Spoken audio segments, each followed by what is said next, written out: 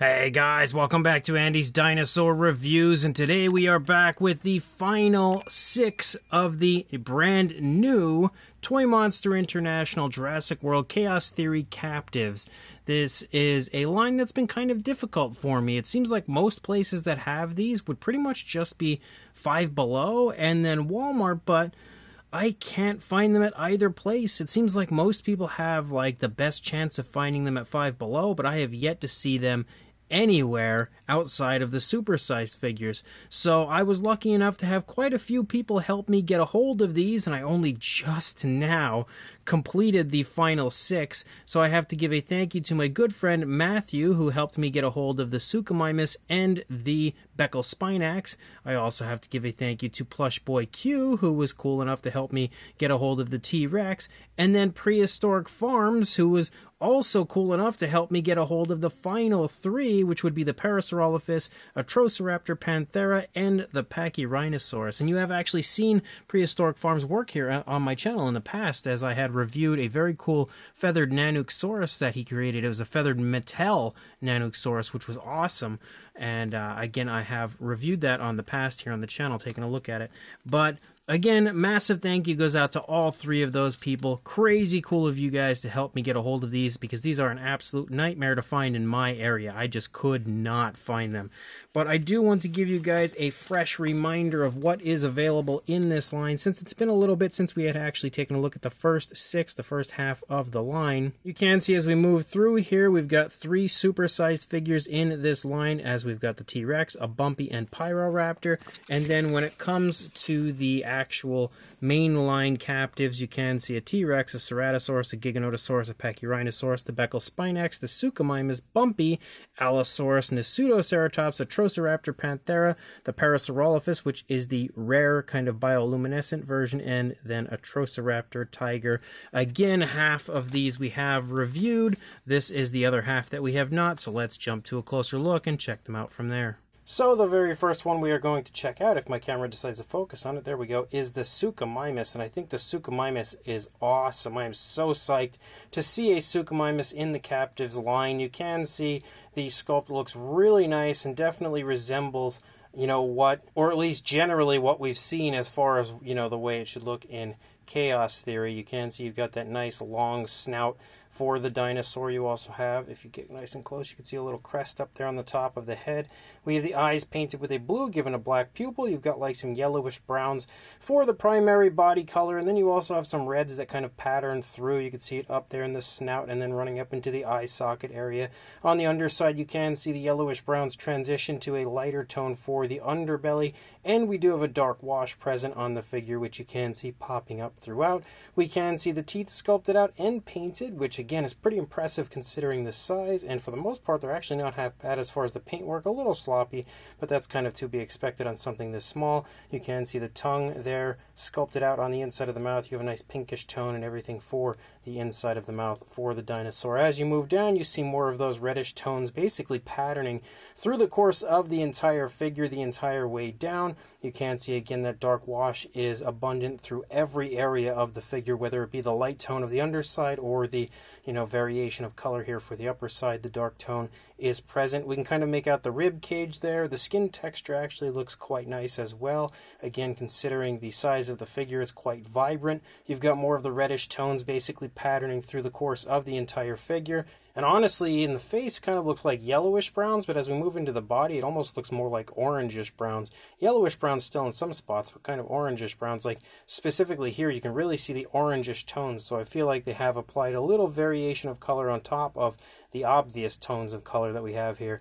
The arms are nicely held into the body, again in a nice realistic way, I would say. The nails look pretty good, but no paintwork for them, unfortunately. But the feet as well look quite nice. Love the fact that we don't see those random feet like we used to see on some of the Captivz, where they had like the sickle claw like you see on the Spinosaurus and stuff, which was so weird.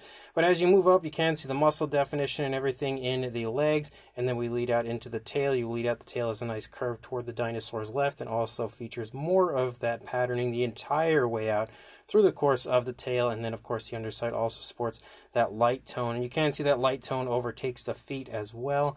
And again, if you look at it from the opposing side, the biggest difference is obviously the fact that the dinosaur is now facing away from us as far as the head, and the way it's kind of turning its head away from us, and the legs are in a little bit of a different position, the arms are in a little bit of a different position, ever so slightly, and the tail is now facing away from us. But the Suchomimus is awesome. I was so psyched to see this figure in this line, and really happy to have it now in my collection. A brand new species to the Captivz line. Speaking of brand new species to the Captivz line, we also have the Becklespinax, and I will say this, for once, which doesn't happen very often, I would say that the Mattel Becklespinax is a little bit nicer than the Captivz one. I think a lot of the time the Captivz figures end up looking more screen accurate and better, I think, than the Mattel versions, but this one just kind of looks slightly off, but still pretty nice overall. You could just see, again, the head sculpt. I don't know what it is exactly about it. Just kind of looks a little tiny bit off to me, but for the most part, it still looks really good. And especially, again, considering it is a minifigure, you can see you've got a little variation of color here in the face with like some orangish tones. You've also got some dark browns that run there through the eye area. We also have the dark brown moving along those ridges on the top of the head. The teeth are showing, again, with the dinosaur has its mouth in an open position. We can see the teeth painted and sculpted quite nicely, similar to the way we had just seen it on the Suchomimus. You can also see, again, kind of like it looks like a pinkish tone there for the inside of the mouth. You can kind of get an idea of the tongue and everything in there. So that all looks really quite nice. As you move back, you can see the ridges there moving along the back of the neck. You can also see that they have like an off-white, similar tone of color for the underside of the neck and throat. But then as we move down through the course of the body, you can just see variations of greens, which, again, it's so impressive to me, the amount of paintwork that Toymonster International puts into these figures. Like, there's a lot of color continuously on these figures considering their size. And you can see that just moving through the greenish areas of this figure, as there are definitely a few different variations of color applied to that area. And then as you move down, you can see we transition to a brown for the hands, kind of a glossy brown, shockingly, which I'm not a huge fan of, but it looks okay. You can also see, again, a different variation of brown there within the fingers as well. And then again, the nails sculpted out. As you lead down into the legs, you can see we transition again from the green to the brown down there, just like we do for the hands. Very abrupt transition when moving down, but still looks fairly natural, I would say. And again, you move down into the feet. The feet are also sculpted pretty nicely, again, with those mixtures of browns there helping to highlight that detail. And then you lead up, you also have that kind of hump there in the back, that almost slight sail that we have going on for the Becklespinax, which also features the, again, variations of browns like we have on the hands and legs. And you can see moving out, that follows along the spinal column of the dinosaur, and then again picks back up there at the tip of the tail. And that's basically how we end the figure right there. And I do apologize if you see paint on my fingers. I do want to state that, because as per usual, I jump back and forth between painting things and reviewing things. But you can see, again, the light tone follows along the underside. We do have a dark wash on this one, but it's not quite as, I would say, dark or as impressive as far as the application goes. Like, it's not as thick or anything when it comes to the application. It's a little more subtle on this one. But as far as the looking at it from one side to the other, you can see basically the only real difference would be the positioning of the legs as the dinosaur is walking along, and the tail curving away from us. But even though, again, I don't think it's quite as nice as the Mattel version, it is a phenomenal looking version for its size. Then we've got Atrociraptor Panthera. This one is the same sculpt we've had every single time for the Atrociraptors. They have not altered these quite yet.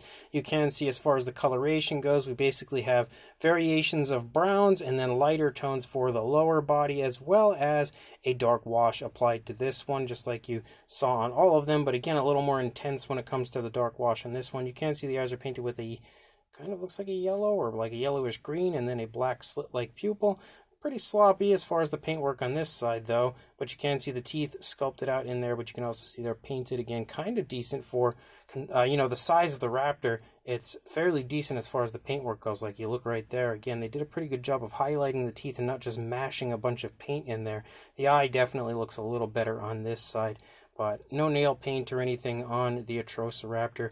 Pretty similar to the original version, but definitely a little bit different. Then we've got the Pachyrhinosaurus, which is absolutely gorgeous if you ask me. You can see the dinosaur sculpted with its mouth in an open position. You Kind of see the tongue there on the inside of the mouth. You've got quite a few different variations of greens as you move through the course of the body, and a dark green here up on the Pachyrhinosaurus hump. You've got light tones there running up into, first of all, in the lower jaw, but also moving up into the frill of the dinosaur. You can see the eyes are painted really small, but really nicely, and you can even see a gloss coat there for the eyes, which again, crazy amounts of paintwork and realism applied to these minis. And as you move up into the frill, you can see the frill looks really good. We again have a dark wash applied to this one, just like we have for pretty much all of the figures the entire way through.